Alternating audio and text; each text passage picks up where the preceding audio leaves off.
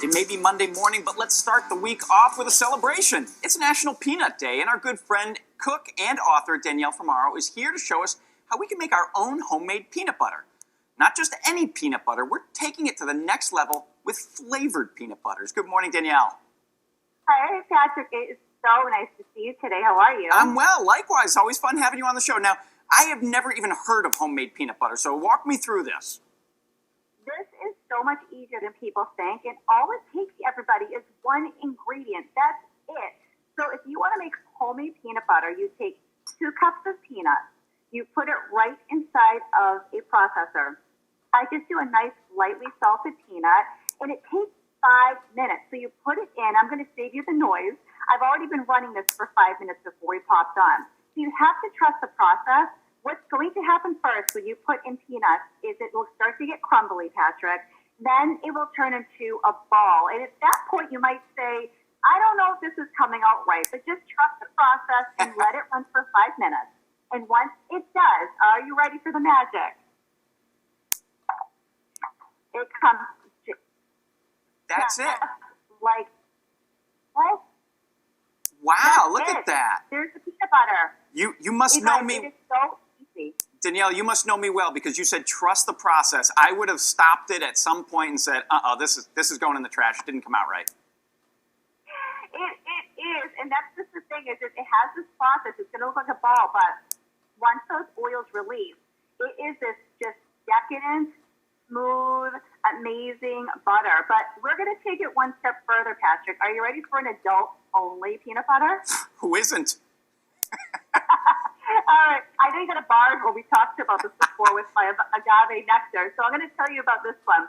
This one is a chocolate Bailey's mudslide peanut butter. And this is what goes into here. So once it's all done, the good news is you can flavor it with anything. So what I like to do is for the adults, I'll put some vanilla, about a half a teaspoon, 1 nip of Bailey's, and then a cup of chocolate chips.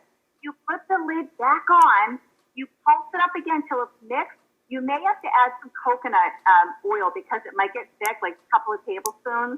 Whenever it gets too thick, just a little coconut oil loosens it right up. And then you have this amazing, it's like a spiked peanut butter, but keep this one away from the kids.